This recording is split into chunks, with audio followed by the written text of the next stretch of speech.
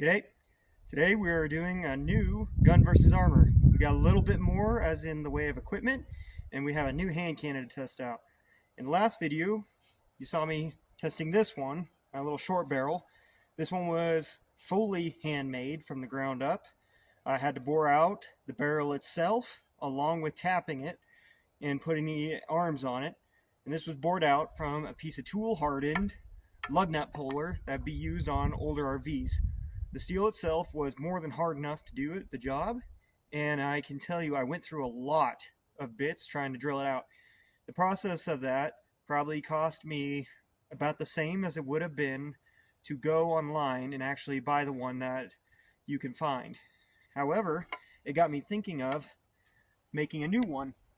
So after I did that, I made this little bad boy. This one easily, I shouldn't have set that down.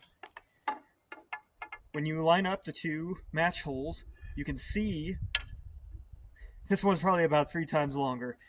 The last one had a weird double bore on it, meaning it had 53 caliber at the very front and 50 cal at the very bottom.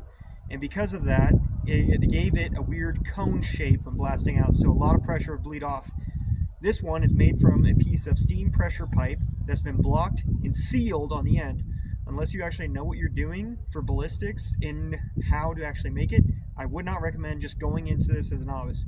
Do your research, talk to the right people, find the right gunsmiths who likely would be building things such as muskets. This one was 65 caliber, and sadly today, the 60 caliber balls that I ordered, they have yet to come. So that'll be a video for the future. They should be coming next week, so hopefully in the next 2 weeks I should be able to get a video going for getting the official version of Gun vs. Armor 2. This one, we'll just call it Gun vs. Armor 1.5. As you can see, our mannequin now has a more human-sized element to him, and he's actually wearing a proper helmet instead of just a bever. The helmet is 14 gauge. It is one of the Bergschneider helmets that I just reviewed recently. It will likely give us a much more accurate test of what we're doing. I have this loaded up with 75 grains of powder and a 50 caliber ball. We are going to lose quite a bit of pressure in the firing. However, this is actually still fairly accurate to what would have been a historic load.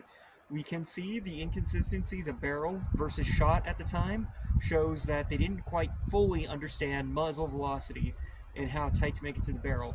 Often it was considered much easier to just be able to drop your bullet into the end of your barrel and fire by putting wadding in front of it.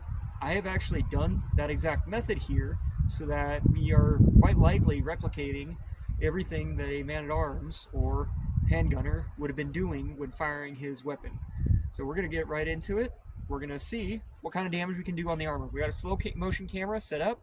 It should not be cutting out. I made sure that it's all good to go and ready. And let's see if we can get a shot in.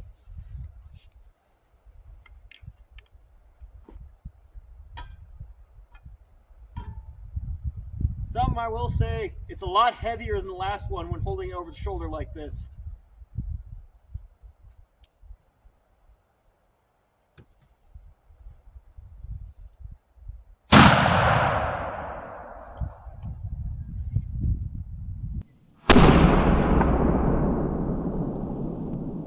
Something also that I noticed when firing this one, unlike my smaller one, it doesn't kick as much, and that's likely due to the weight of the barrel absorbing most of that kick, which is actually pretty nice when aiming it, because you're not going to get thrown back when firing. It's going to just go straight back and have a lot less pressure, so it's easier to keep a hold on it. We got it reloaded, exact same load, exact same ball, exact same wadding and everything. We're going to give it another try. Let's hope we hit.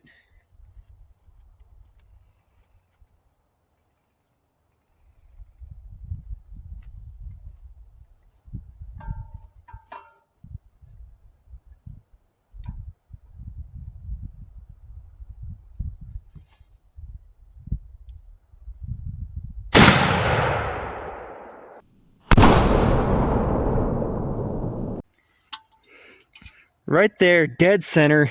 Get out of the way.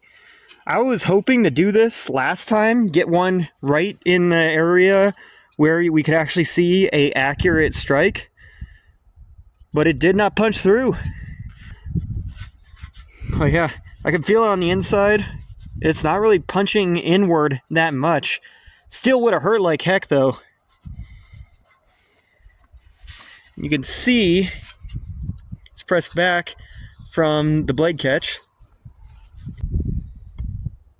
I have the grain count from 75 to 90. We're going to see if we can get a hole punch through the globos. And if not, you can actually probably consider mild steel armor a lot more effective than initially thought in this video. So let's see.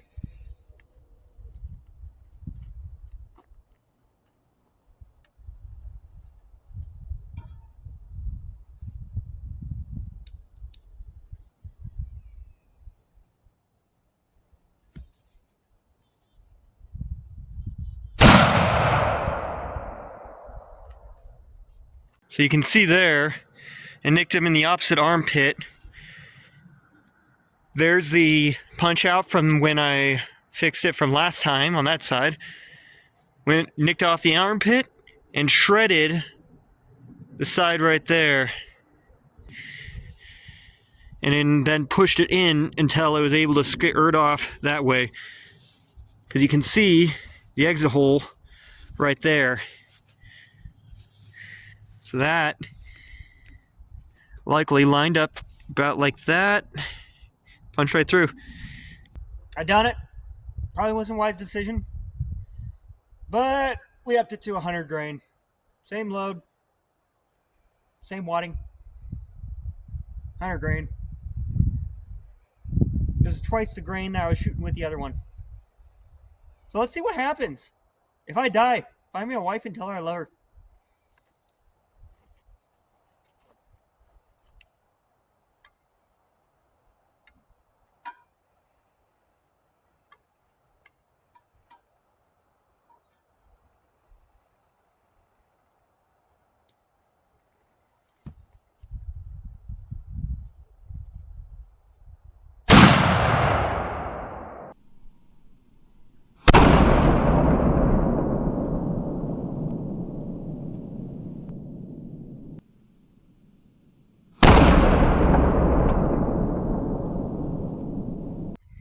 I am actually almost 100% sure this hole would not exist if this dent wasn't here. And the reason being is when it dented inward, it changed the shape of the metal. It's no longer sloped, so the sloping bit of armor doesn't disperse it as well. With the dent there, it creates an even bigger problem where the hole is going to want to form more easily on top of the dent. Second thing, this bit here. You can see where the lead scratched across it and tried to likely spread out that way, but there was more resistance from this thicker bit of metal used for the sword catch than there was in the armor. So I noticed there are no holes in the area that it hit anywhere until I noticed that. That's a little mark from the lead striking it. And real quick, that's the damage on the inside from our two hits. Here's the one on the elbow corner. I can still fix that, beat it in, and then fill it in with a bead weld in a patch.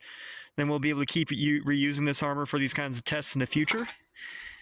And then lo and behold, there's our lead. So that has been Gun vs. Armor 1.5. We actually had some great results compared to last time of seeing how much damage was done. And like I was guesstimating on that last shot that went through, I honestly do not think it would have punched through had that dent not been there earlier. I don't know. What do you think? Let me know down in the comments. Thank you for watching. Hope to see you in the next one. Peace out.